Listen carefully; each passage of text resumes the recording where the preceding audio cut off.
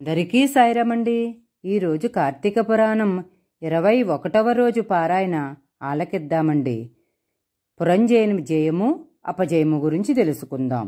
ఇంతకుముందు అధ్యాయంలో కార్తీక మాసంలో విష్ణుమూర్తిని పూజించి స్నానం, దానం ఇలాంటి మంచి పనులు చేస్తే ఎలాంటి ఫలితాలు వస్తాయో తెలుపుతూ పురంజయుని కథ గురించి తెలుసుకుంటూ కొద్దిగా విన్నాం కదా.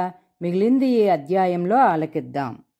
పురంజయుడు యుద్ధానికి రావడం చూసిన యుద్ధ ప్రవీణులైన ఆ రాజులు కోపం వచ్చిన వాళ్లై శస్త్రాలతోనూ అస్త్రాలతోనూ బాణాలతోనూ వాడి అయిన ఇనపకట్లలాంటి కర్రలతోనూ హస్తాయుధములైన గుదియలతోనూ కత్తులతోనూ బల్లూకములతోనూ పట్టసములతోనూ రోకళ్లతోనూ శూలములతోనూ కుంభాయుధములతోనూ గొడ్డళ్లతోనూ కర్రలతోనూ ఆయుధముల విక్షేపములతోనూ యుద్ధం చేసిరి.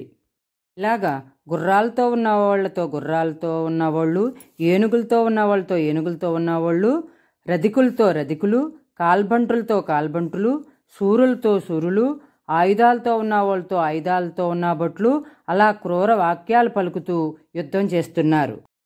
ఓ అగస్త్యమునీంద్ర, ఇంతలో కాంభోజ మహారాజు వస్త్రాన్ని గట్టిగా కట్టుకుని కవచాన్ని ధరించి పరాక్రమంతో మంచి రథమెక్కి ధనుర్బాణాలను ధరించి కోలాహల ధ్వనులు చేయుచూ వడిగా పురంజయుని వద్దకు వచ్చి 300 బాణాలను వేశాడు.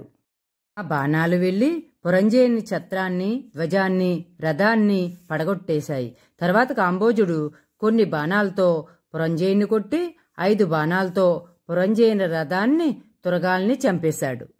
తరువాత పురంజయుడు కోపంతో ఇంద్రుడి వలె నారి బిగించి బ్రహ్మ మంత్రాలతో 10 బాణాలను ప్రయోగించి కాంభోజుని హృదయం మీద కొట్టాడు.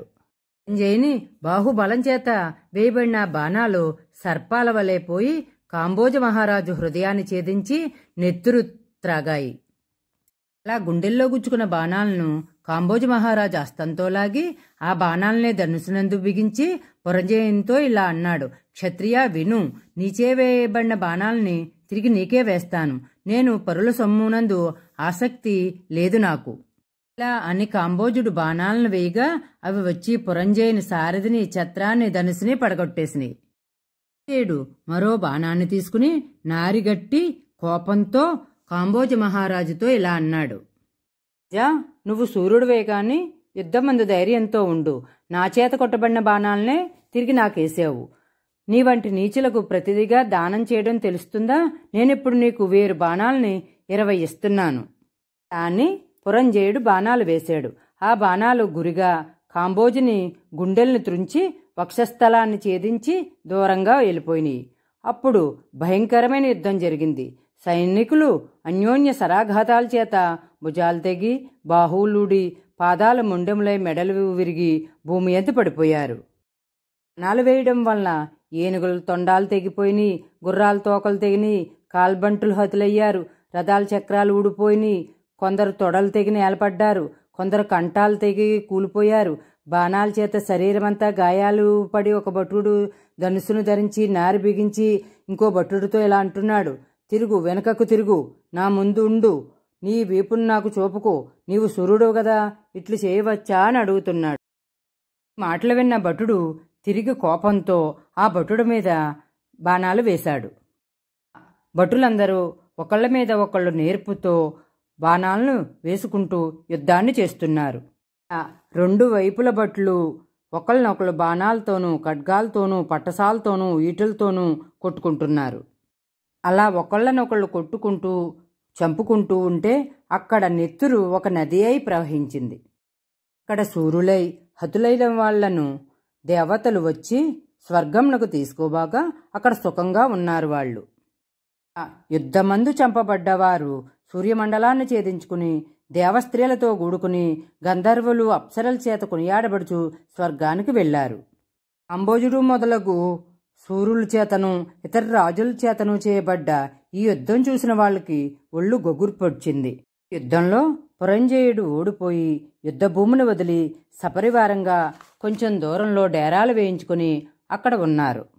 యుద్ధభూమి భూత ప్రేత పిశాచాలతోనూ, నక్కలతోనూ, రాంబందులతోనూ, గద్దలతోనూ, మాంసాలతోనూ ఉంది. భోజరాజుకి 13 అక్షౌణీల సేన ఉంది. 3 అక్షౌణీల సేన హతమైంది. పురంజయుడు తాను యుద్ధంలో ఓడటం, తన రాజ్యం శత్రురాజుల చేత ఆక్రమించబడ్డానికి చింతించాడు. ఇలా చింతిస్తున్న పురంజయ మహారాజుతో సమస్త విద్యా పారంగతుడైన సుశీలుడను పురోహితుడు ఇలా అన్నాడు: ఓ రాజా, శత్రు బృందంతో సహా వీరసేన మహారాజును జయించాలంటే విష్ణుమూర్తిని పూజించు.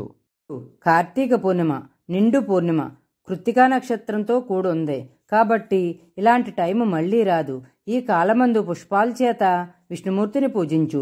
విష్ణు సన్నిధిలో దీపాలు పెట్టు. హరిముందు గోవింద, నారాయణ మొదలైన నామాలను పాడుచు నాట్యం చేయి అన్నాడు ఆ పురోహితుడు. పురోహితుడు ఇంకా ఇలా చెప్తున్నాడు: కార్తీక వ్రతం ఆచరించితివేని హరి తన భక్తులను ఆపదల నుంచి కాపాడడం కొరకు తన 1000 అరలుగల విష్ణు చక్రాన్ని పంపుతాడు. కార్తీక మాసంలో చేసిన పుణ్యమహిమ చెప్పటం ఎవరి తరం కాదు. నీ అధర్మవర్తనం వలన అపజయం కలిగింది. ఇక ముందు సద్ధర్మపరుడవు కమ్ము. అట్లయినా కొనియాడదగిన వాడవవుతావు. ఓ రాజా, కార్తీక వ్రతం చెయ్యి. హరిభక్తుడు అవ్వు.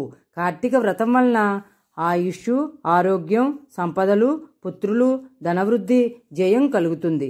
నా మాట నమ్ము, త్వరగా చెయ్యి అని చెప్పాడు ఆ పురోహితుడు.